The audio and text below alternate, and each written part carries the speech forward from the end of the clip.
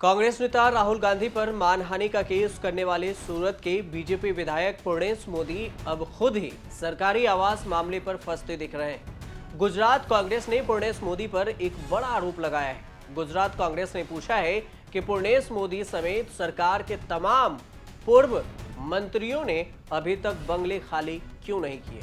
आपको बता दें कि गुजरात कांग्रेस ने यह आक्रामक रुख कांग्रेस नेता राहुल गांधी के दिल्ली के तुगलक लेन स्थित बंगले को खाली करने के बाद अपनाया है। मोदी सरनेम केस में 23 मार्च को सूरत की कोर्ट ने राहुल गांधी को 2 साल की सजा सुनाई थी। इसके अगले ही दिन राहुल गांधी की लोकसभा की सदस्यता खत्म हो गई थी। इसके बाद राहुल गांधी को बतौर सांसद मिले घर को खाली करने का नोटिस भी भेजा गया था, जिसे राहुल गांधी ने 22 अप्रैल को निर्धारित समय के अंदर घर खाली करके चाबी भी सौंप दी। राहुल गांधी के सांसद नहीं रहते हुए घर खाली किए जाने पर गुजरात सरकार में पूर्णेश मोदी के ऊपर कांग्रेस ने नैतिकता का बम फोड़ा है। गुजरात कांग्रेस ने पूर्णेश मोदी के तमाम उन पूर्व मंत्रियों के नाम भी जारी किए हैं जिन्होंने अभी तक बंगले खाली नहीं किए। गुजरात प्रदेश कांग्रेस समिति यानी जेपीसीसी के प्रवक्ता हेमांग रावल ने राजीव भवन में प्रेस कॉन्फ्रेंस करके बीजेपी नेता और पूर्व मंत्री पूर्णेश मोदी पर हमला बोला। हेमांग रावल ने कहा कि राहुल गांधी, जिनके पूर्वज जवाहरलाल नेहरू ने अपना आनंद भवन बंगला स्वतंत्रता संग्राम के लिए देश को समर्पित किया था और आजादी के बाद इसे विधिवत रूप से भारत को सौंप दिया था, और हाल ही में उन्होंने बिना किसी झिझक के अपना घर खाली कर दिया। आज राहुल गांधी के पास एक भी घर नहीं है, लेकिन भारत के देशवासियों अपना घर राहुल जी को देने को तैयार है। उन्होंने ईमानदारी और नैतिकता का ही सही दिशा तय किया है। केंद्र और राज्य में मनमानी वाली सरकार चल रही है। रावल ने यह भी पूछा कि राहुल गांधी पर केस करने वाले बीजेपी के पूर्व मंत्री पूर्णेश मोदी ने अभी तक गांधीनगर में गवर्नर हाउस के सामने मिला सरकारी आवास क्यों खाली नहीं किया।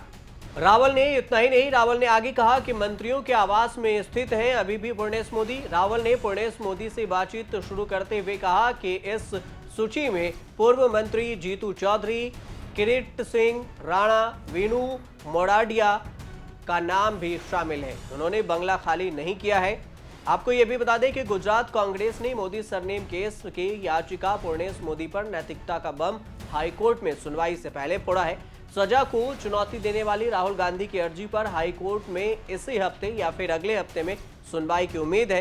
सूरत कोर्ट के फैसले के सेशन से भी राहत नहीं मिलने पर कांग्रेस नेता ने अब हाईकोर्ट का रुख किया है। उन्होंने 25 अप्रैल को गुजरात हाईकोर्ट में अपील दायर की थी। हालांकि जब इस पूरे मामले पर पूर्णेश मोदी से हमारे संवाददाता गोपी घांगर ने जानना चाहा तो पूर्णेश मोदी की तरफ से कोई भी प्रतिक्रिया सामने नहीं आया। उन्होंने साफ इस पर प्रतिक्रिया देने से मना कर दिया। हेमांग रावल ने अपने आरोप में यह भी कहा कि कुछ समय पहले ऐसी खबरें आई थी कि मौजूदा मंत्री बंगले की जगह सर्किट हाउस में रहने को मजबूर है।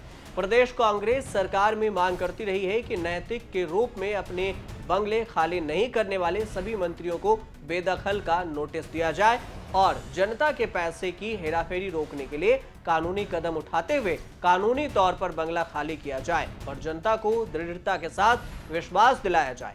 मुख्यमंत्री भूपेंद्र पटेल के पहले कार्यकाल में सूरत वेस्ट से विधायक पूर्णेश मोदी को मंत्री बनाया गया था। तब उन्हें पीडब्ल्यूडी विभाग भी दिया गया था। 2022 के चुनाव में वे फिर से सूरत वेस्ट से जीते हैं।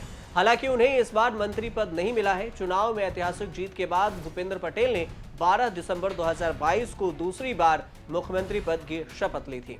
नई सरकार 4 महीने पहले पूरी हो चुकी है। अब भी पूर्णेश मोदी सरकारी आवास में ही रह रहे हैं। ऐसा क्यों? कांग्रेस का ये सवाल है। पूर्णेश मोदी सूरत जिले के सूरत पश्चिमी सीट से विधायक हैं। 2022 गुजरात विधानसभा चुनाव में बीजेपी के मजबूत गढ़ वाले सूरत पश्चिमी सीट पर पूर्णेश मोदी ने जीत दर्ज की थी। हालांकि मंत्रालय के कामकाज में शिकायत आने के बाद 11 महीने में ही पूर्णेश मोदी का मंत्री पद वापस ले लिया गया।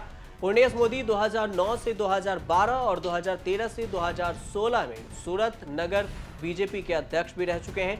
मोदी को इस क्षेत्र में ओबीसी समुदाय का बड़ा चेहरा भी माना जाता है। लेकिन चर्चा में कब आए इसका अगर जवाब जाने तो 2019 लोकसभा चुनाव के लिए कर्नाटक के कालौर में एक रैली में राहुल गांधी ने कहा था कि कैसे सभी चोरों का उपनाम मोदी है। इसी को लेकर पूर्णेश मोदी ने राहुल गांधी के खिलाफ मानहानि का मामला दर्ज कराया था। उनका आरोप था कि राहुल ने अपने इस टिप्पणी में समूचे मोदी समुदाय की मानहानि की है। राहुल के खिलाफ आईपीसी की धारा 499 और मानहानि की धारा 500 के तहत मामला दर्ज किया गया था। इसी को लेकर पूर्णेश मोदी चर्चा में आए थे, लेकिन अब 2023 में 23 मार्च को जब राहुल गांधी की मोदी सरनेम मामले पर सुनवाई हुई तो राहुल गांधी की सदस्यता चली गई, आवास भी छूट गया और सांसदी भी चली गई।